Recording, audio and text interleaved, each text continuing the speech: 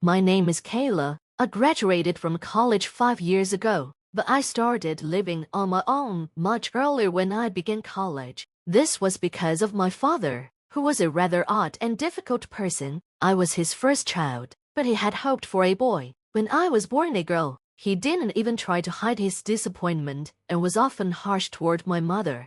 As I grew up, my father never accepted me as his daughter. He rarely showed me love or affection. I don't have any happy memories of him. From my childhood, only his cold looks and hurtful words that made me feel unwanted. My mother, however, was my protector. She gave me all her love and tried to fill the role of both parents. Thanks to her, I was able to endure my father's treatment.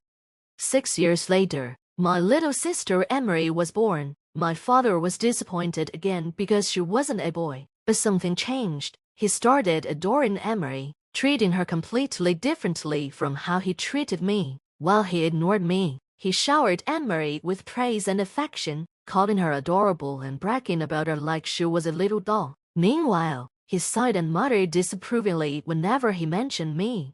My mother tried to comfort me, saying, "Kayla is different from Emery, but you are very special and cute too." But her words couldn't mend my broken confidence. When it was time for college, I decided to leave home. I loved my mother dearly, but I couldn't bear to stay under the same roof as my father, who acted as if I didn't exist. He reluctantly paid my admission fee but refused to cover my tuition or living expenses, saying any extra money would go to Emery. I worked hard to support myself through scholarships and part-time jobs. My college years were tough, filled with studies and work, leaving no time for fun or carefree moments. I also had little contact with my family. My mother occasionally checked in on me, but my father and Emery never reached out, and I didn't try to contact them either. After graduating, my main priority was finding a job with a good salary. I needed to repay half of my scholarship and knew from my part-time experience how important money was. With a recommendation from a senior professor and my determination during interviews, I landed my first choice job at a global consulting firm. When I got my first job, my mother was overjoyed, celebrating my success as if it were her own achievement. But my father and Emery showed no reaction. I thought I had prepared myself for their indifference, but it still left me feeling lonely and empty. Reaching a state of emotional detachment wasn't as easy as I had hoped. To cope with these feelings, I threw myself into work. After joining the company, I needed an outlet for my frustration, and that drive helped me excel. I learned at my job faster than my peers, and with guidance from my seniors, I impressed major clients and secured long-term contracts. My career flourished. I climbed the ladder of success, earned a higher income, and became a trusted leader managing multiple projects. 5 years into my career, during this successful period, I received an unexpected call from my father. I hadn't heard from him in years. He said, "Your mother had an accident and is paralyzed on one side. I want you to come home and take care of her. You're probably just loafing around, so I'll give you something to do." I was shocked not just by my mother's condition, but also by my father's assumption that I was unemployed and useless. He had no idea about my career achievements. However, my worry for my mother outweighed my anger. I immediately decided to help her, despite not wanting to return to the house I had left years ago. Fortunately, my company was progressive and allowed remote work. I applied for telework and was approved. I decided to keep my apartment, even though it felt wasteful to pay rent while living elsewhere, in case I needed it later. Taking only the essentials, I returned to my family home after 9 years away. My mother's condition was worse than I had imagined. She was paralyzed on one side and unable to walk on her own. Thankfully, her mind was unaffected, and she could still speak normally, but it was clear she was in great pain. The sight of her suffering broke my heart. I confronted my father about why he hadn't told me about her condition earlier or kept me informed. He brushed me off, saying, "Telling you wouldn't have made her better. I called you now because I had no choice." While it was true I couldn't heal my mother, I couldn't believe he had kept me in the dark for months. When I arrived, the house was a disaster. Clothes were scattered everywhere. Dirty dishes were piled high. and the rooms were filled with dust and garbage. It was clear my father had done nothing to care for my mother or maintain the house. My mother's care had been completely neglected, and her back was covered in bad sores, while I had no expectations of my father. I was shocked by Emery's lack of involvement. She was supposed to be living there too, yet her first words made everything clear. I can't do housework, so I can't take care of Mom either. I'm relieved now that Kayla's back. Emery, spoiled her whole life, had become a selfish person who refused to lift a finger. I started by cleaning the house. The mess and dirt that had accumulated over several months couldn't be fixed in a single day. It took me nearly a week. During this time, I also took care of my mother, who constantly apologized for being a burden. I reassured her with cheerful energy, hoping to lift her spirits as I worked to improve her condition.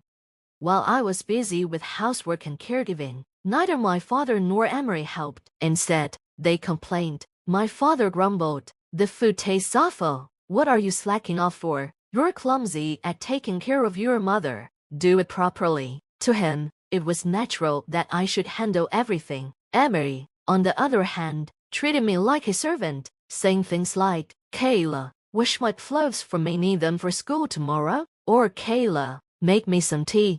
Even though I worked remotely most of the time, I still had to go to the office occasionally. But to my father, my telework made me appear like I was just lazing around at home. Whenever I returned from the office, he would be standing at the entrance, yelling, "You're just a shut-in-it," gallivanting around while neglecting the house. Emery would join in, adding, "You're so useless, just going out to play."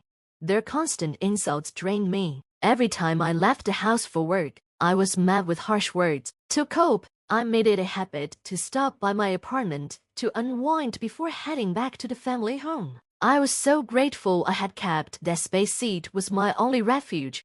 As the days went by, their unreasonable demands grew worse. My father started saying, "You must have some savings, even as a need. Contribute to the household." Emery, who did nothing, began asking for pocket money, saying, "I'm going on a day trip with my friends. Give me some cash." I wasn't treated like a daughter or a sister, just a servant and an ATM. One day, Emery screamed, "My ring is gone. Kayla, do you know where it is?" Of course, I had no idea. Our tastes were different, and I had no interest in her things. When I told her I didn't know, she stormed into my room. Caught off guard, I followed her a moment too late. By the time I entered, she was holding the ring and shouting triumphantly, "See, here's the ring. Kayla stole it." There was no way that ring had been in my room. I realized immediately that Emery had set me up. It was a petty act of revenge for not giving her pocket money. When Emery found her ring, she quickly ran to my father, who had just come home. She accused me of stealing it, and he believed her without question.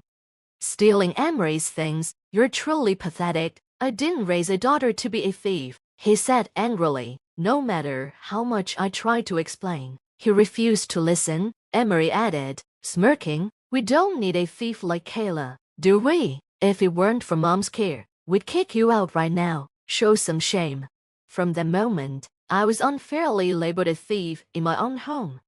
One evening at dinner, my father suddenly got angry for no clear reason. "You're useless. You can't even do housework properly. Look at this awful food. You're not contributing any money to the house. Do you think your job is enough? You're just a lazy good-for-nothing gallivanting around." He abruptly stood up, shouting, "I've had enough. I'm going to destroy your little plaything." I frowned.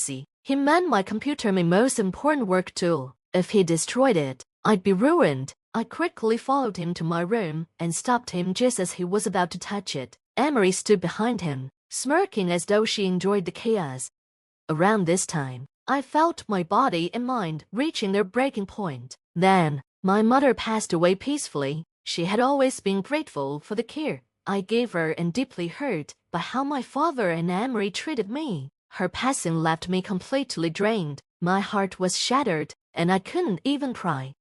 Meanwhile, my father and Emery didn't shed a tear. Instead, they acted relieved, as though they had been freed of a burden. Though none of us cried, our reasons couldn't have been more different. After the quiet funeral, My father called me into the living room. "Your mother is gone, and we don't need you anymore. I want you out of this house immediately," he said coldly. "We have no place for a useless freeloader who doesn't even contribute financially." I wasn't surprised. Part of me had expected this. Still, hearing it out loud hurt deeply. I tried to defend myself, explaining how much I had done for the household and my mother, but he wouldn't listen.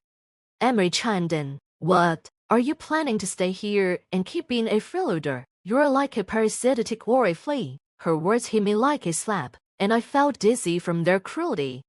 Then my father added one more blow. "About your mother's inheritance, you must renounce it." I hadn't given any thought to my mother's inheritance. The love she gave me was more than enough, something I never received from my father or Emery. "I don't want it. I'll renounce the inheritance and leave," I said. I asked for one day to pack and immediately began preparing. The next day, my father asked, "Are you ready to leave? Hurry up." I replied firmly, "I'm leaving. I'll have nothing more to do with this house or with either of you. Goodbye." I loaded my belongings into a taxi, realizing how few possessions I had. It felt strange to be leaving my parents' house again after 9 years, but this time, I knew I would never return. My time there had been hollow and painful, but I found peace in knowing I had done my best to care for my mother. I returned to my small apartment and requested a switch from telework to regular work. I was grateful I had kept this space as my refuge. My daily routine returned, but I worked harder than ever, focusing all my energy on moving forward and trying to forget everything that had happened. About 3 months later, I got a call from my father. Even though I had cut ties with him, I didn't want to answer, but I reluctantly picked up. "What's this promissory note? It's a ridiculous amount. Are you some kind of shut-in? How much are you even earning?" he demanded, frantic and firing questions one after another. I stayed calm. "No, I'm not a shut-in. In fact, I work hard and earn a salary much higher than most people my age. I've also saved a good amount over the years.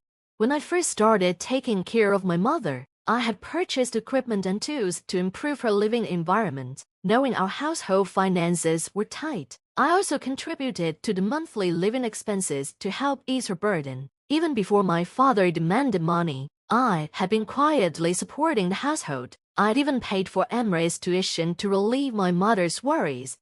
Grateful for my efforts, my mother insisted on documenting everything clearly. That's why she had a promissory note drawn up for the money I had contributed.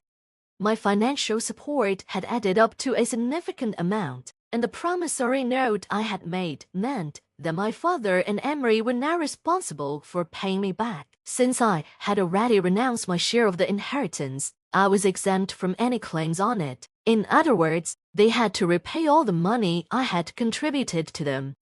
After I explained everything to my father, he was silent for a moment before screaming that he would also renounce the inheritance. However, since he and Emery had already spent part of it, they no longer had the right to do so. I told him to work hard and pay me back properly, and that I had cut ties with him. I then hung up the phone and blocked him.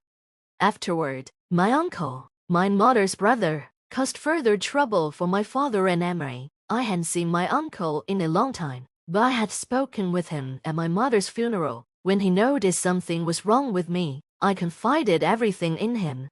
The house my father and Emery were living in was actually owned by my uncle. My mother had been renting it, but the rights to rent had passed to my father and Emery through inheritance. However, my uncle refused to renew the rental agreement. While tenants have certain legal rights, my father and Emery couldn't stand up to my uncle, and because of their actions, they ended up losing the house.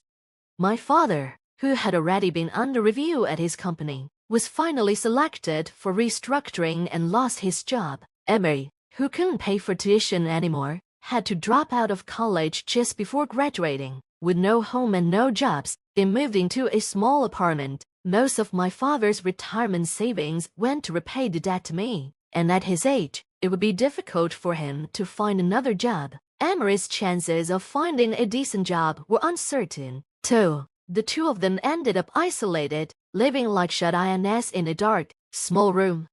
Meanwhile, Thanks to my hard work and dedication, I was able to acquire new clients and launch new projects. I was promoted to the position of division head, first woman to hold the role in the company's history. While it might have taken longer than it should have, I am focused on mentoring the next generation and helping the company become more inclusive and open.